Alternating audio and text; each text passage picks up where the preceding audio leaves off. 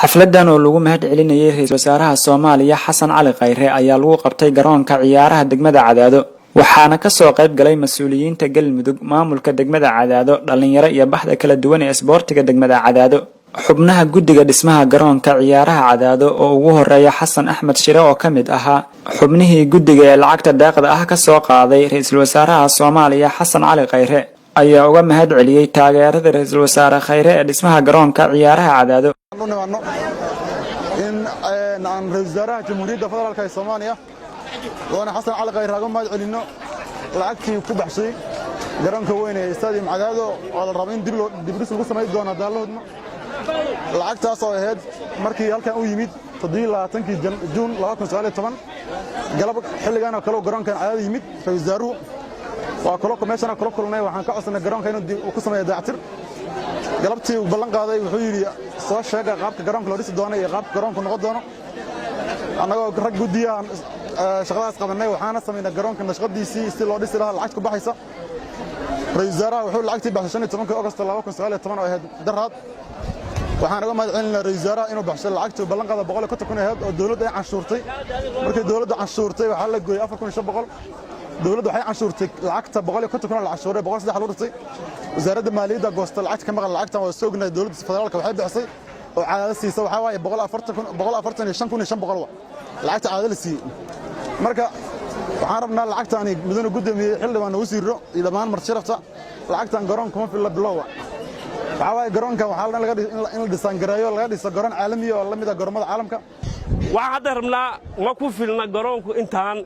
dhismaha ah dadku intuu waa ka badanaya waa ka sii kordhaya in garoonka hadii la weyneeyo karo la weyneeyo oo la ballaariyo marka labaad waxaan si gaar ah ugu mahad celinayaa ra'iisul wasaaraha qaranka Xasan Cali Khayre waa ku mahadsan yahay dhaqaalaha uu ku bixiyay dhismaha garoonka waan uga mahad celinaynaa dhammaan si kalsooni leh dhalinyarada deegaanka ayaa si isku mid ah ugu mahad celiyay ra'iisul wasaaraha Soomaaliya Xasan Cali Khayre taageerada lacageed uu ku bixiyay dhismaha garoonka Cadaado runtii ra'iisul wasaare Xasan Cali Khayre wuxuu garoonkan u ballan qaaday inuu guddigii garoonkan hawshiisa waday inuu ku saacideeyo lacagtaas oo ballantii uu qaaday ra'iisul wasaaruhu fuliyay ayada iyo goobo kale oo Galmudug intaba runtii aad iyo aad aan uga mahad celinaynaa marka hore ugu mahad celinaa kadib Allah subhanahu wa ta'ala kadib ra'iisul wasaaraha Soomaaliya mudane Xasan Cali Khayre oo halgankiisa iyo uu ka wada Galmudug uu nagu deeqay lacag lagu dhisayo garoonkan dal badan bixiyay aad iyo aad ayaan ugu mahad celinayaa maanta oo kale waxay farxad u tahay dhammaan bulshada reer Galmudug gaar ahaan bulshada reer Cadaado ra'iisul wasaaraha Jamhuuriyadda Federaalka Soomaaliya oo runtii ka qayb qaatay nabadeynta iyo isdhaxgalka dhalinyarada wasiirada iyo xildhibaanada Galmudug ee garoonka ku sugnaa dhankooda waxa ay sheegeen inuu wax badan ka bedelayo isdhaxgalka dhalinyarada dhismaha garoonka ciyaaraha Cadaado waxaan rabaa inaan u mahad celiyo ra'iisul wasaaraha dalka mudane Xasan Cali Khayre oo isagu maaragtay garoonkan gacan ka geysanaya maaragtay dhismihiisa lacagtiina markaa uu ballan qaaday ballanqaadkii ka soo baxay mudane ra'iisul wasaare waxaanu leenahay waa mahadsan tahay